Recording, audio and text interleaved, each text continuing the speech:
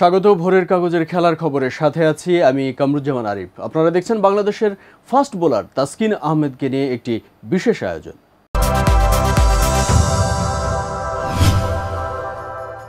গেল টি-20 বিশ্বকাপে বাংলাদেশের বাজে পারফরম্যান্সের আলোচনা সমালোচনা এখন সর্বত্র, কিন্তু এই আলোচনা ছাপিয়ে সহ অধিনায়ক তাসকিনের ঘুমকাণ্ড বিতর্ক এখন আলোচনার তুঙ্গে। এ নিয়ে পক্ষে বিপক্ষে চলছে চুলচেরা বিশ্লেষণ। নেপালের বিপক্ষে ম্যাচ জয়ের পর বিশেষ পানীয় খেয়ে বমি করার চাঞ্চল্যকর অভিযোগ উঠেছে তাসকিনের বিরুদ্ধে। ঘুমকাণ্ড নিয়ে সকল প্রশ্নের জবাব দিয়েছেন এই ফাস্ট বোলার নিজেই। এটা কোনো ক্রাইম না, এটা একটা অ্যাক্সিডেন্ট ছিল। তো ওই ওই নিউজে দেখলাম যে কেউ কোন একজন শ্রদ্ধেয় ব্যক্তি ক্রিকেট বোর্ডের নাকি বলছে তারে। তো সে যদি বলে থাকে সে ভুল বলছে। আর আমি এটা কোনো ক্রাইম করি না, আমি একদমই গিলটি না এটা নিয়ে। আমি গিলটি এটা নিয়ে যে আমি একজন সিনিয়র প্লেয়ার হিসাবে আমি বাসটা মিস করছি।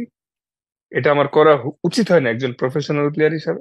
বিশ্বকাপে সুপার 8-এ ভারতের বিপক্ষে ম্যাচে একাদশে ছিলেন না তাসকিন আহমেদ। ওই দিন ম্যাচের আগে টিম বাস মিস করেন ডানহাতি পেসার। তিনি তখন ঘুমিয়েছিলেন। নির্ধারিত সময়ে টিম বাস ধরতে না পারায় ও আইসিসির নিয়ম অনুযায়ী নির্ধারিত সময়ে বাস ধরে স্টেডিয়ামে পৌঁছানোর নির্দেশনা থাকায় তাকে ছাড়াই ভেন্যুতে পৌঁছায় বাংলাদেশ দল। পরে দলের সঙ্গে যোগ দেন তাসকিন। ঘুম থেকে উঠতে না পারার কারণে টিম ম্যানেজমেন্ট, কোচিং স্টাফ ও সতীর্থদের কাছে ক্ষমা চান তিনি। এদিকে তার দেরি করার বিষয়টি সত্য বলে জানিয়েছে বিসিবি। ঠিক একইভাবে তার পক্ষে সাফাই গেয়েছেন বিসিবি। অবশ্য তাসকিন ক্ষমা চেয়েছেন জানিয়ে এটা নিয়ে ইস্যু বানানোর কিছু নেই বলে উল্লেখ করেছে বিসিবি। দেশের একটি গণমাধ্যমে অভিযোগ তোলা হয়েছে তাসকিন নেপালের বিপক্ষে বিশেষ পানীয় খেয়ে বমি করেছেন। এমন অপপ্রচারে ক্ষুব্ধ এই বোলার সেদিনের এই ঘটনার বিষয়ে পরিষ্কার করেন। সমকাল নিউজ করছিল যে আমি নাকি নেপালের ম্যাচে বিশেষ পানীয় খেয়ে বমি করছিলাম। তো এনার্জি বিশেষ ড্রিঙ্ক নেই, পানীয়টা কি? Energy drink. উল্টাপাল্টা জিনিস খায় কি একটা মানুষ ইন্টারন্যাশনাল ম্যাচ খেলতে পারে? এ ব্যাপারে বলেন, নেপালের ম্যাচের পরের দিন বাসে ওঠার পর রাস্তা বেশি খারাপ থাকার কারণে আমার কিছুটা খারাপ লাগে। তারপর আমি বাস থেকে নেমে বমি করি। এরপর ডাক্তারকে ব্যাপারটা জানানোর পর ডাক্তার ওষুধ দিলে আমি কিছুটা ভালো অনুভব করি।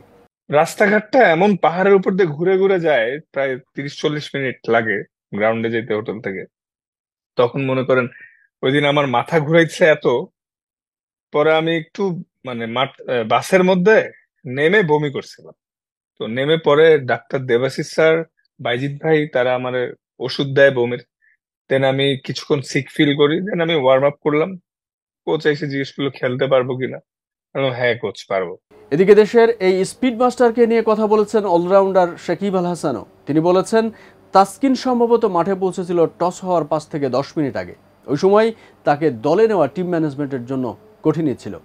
এদিকে গত 3 জুলাই তাসকিন নিজেই সামাজিক যোগাযোগ মাধ্যমে একটি পোস্ট দেন, যেখানে নিজের ঘুমকাণ্ডের ব্যাখ্যা ও সংবাদ মাধ্যমের অপপ্রচার নিয়ে কথা বলেছেন। সবশেষে তাসকিন জানান, আমি আশা করি মিডিয়া এবং ক্রীড়া সাংবাদিকরা মিথ্যা গল্প লেখার আগে আরও সতর্কতা অবলম্বন করবেন এবং একটি বিষাক্ত পরিবেশ তৈরি করবেন না। ভবিষ্যতে আমি আইনিভাবে এই ধরনের বিষয়ে ব্যবস্থা গ্রহণ করব, যাতে কেউ ক্রীড়াবিদ বা মানুষ হিসেবে আমার সুনাম বা অখণ্ডতা ক্ষুণ্ণ করার চেষ্টা না করে। তো ভুল নিউজটা কাইন্ডলি না খুললেই ভালো হয়। কারণ ধরেন যারা নিয়েই হোক, তো ওয়ার্ল্ড কাপে আমরা হয়তো আমরা আমাদের up to the mark performance করিনি, তাই বলে এরকম ভুল নিউজ নিয়ে রিউমার ছড়ানোর কোনো মানে হয় না। তো আমি আমার মতো কিছু স্টেপস নিচ্ছি, ভবিষ্যতে সবাই জানবেন আপনারা, সমস্যা নেই।